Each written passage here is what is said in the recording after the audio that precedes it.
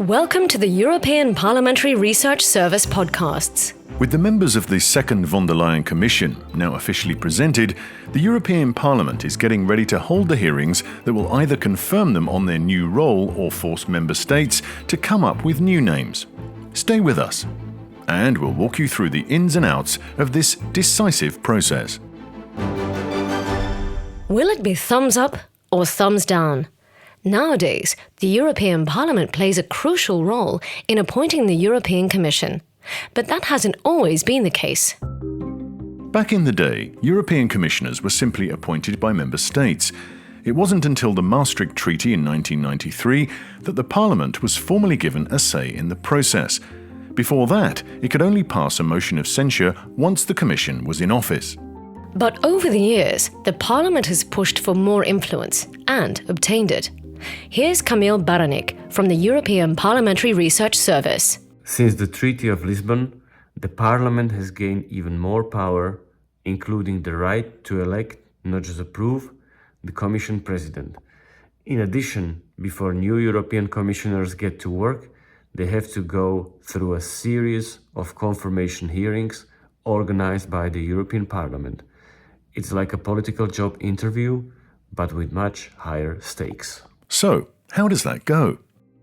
Well, firstly, national governments select and propose their candidates for the job, taking into account their competence, independence, and commitment to European values. Once this draft list is endorsed by both the Council and the Commission's President-elect, they are called one by one to the Parliament's confirmation hearings. It's a real grilling by the relevant parliamentary committees, a chance for candidates to prove they're the right person for the job. Now let's get into the nitty-gritty. The process starts with the Parliament's Legal Affairs Committee. They examine the financial interests of each Commissioner-designate to check for any conflicts of interest concerning their future portfolio. This is crucial because commissioners need to be independent from any national or business ties that could influence their work. You don't want someone in charge of competition policy owning a big chunk of a multinational, right? Exactly. So if everything's in order, they move on to the real test, the hearings.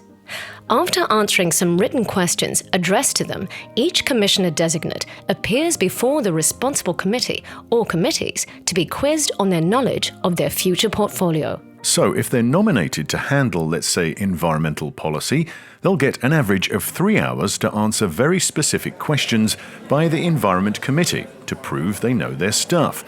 And the whole session is broadcast live for everyone to follow. And they can go wrong. In the past, nominees who didn't have enough knowledge or who gave vague answers were called out by the Parliament. In 2004, Parliament pressed for the first time for the replacement of Italian nominee Rocco Buttiglione because of his controversial views on the role of women and on homosexuality, forcing the Italian government to propose Franco Frattini in his place. There were other cases in 2009 and 2014, and in 2019, Parliament demonstrated its growing power of scrutiny over the future Commission when Romania's Rovana Plumb and Hungary's Laszlo Troxanyi were blocked due to concerns about their business dealings and conflicts of interest. And it's not just about forcing the replacement of controversial or inadequate candidates. Even if, according to the treaties, Parliament can only accept or reject the College as a whole, it has sometimes pushed for changes to portfolios.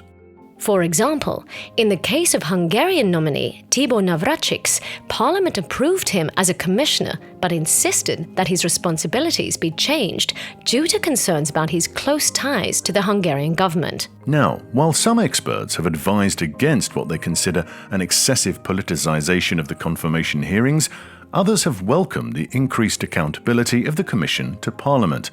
They praise the deepening of the political link between the two institutions as a step towards further democratization of the EU decision-making process.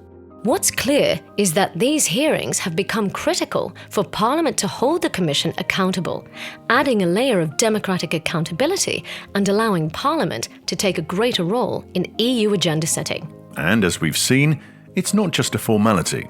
It's a fundamental part of making sure the EU's executive arm is up to the challenge. And in a union of 27 countries, that's no small feat.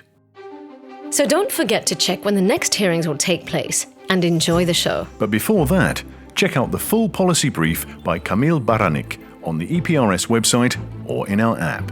This is a European Parliamentary Research Service podcast. Thanks for listening.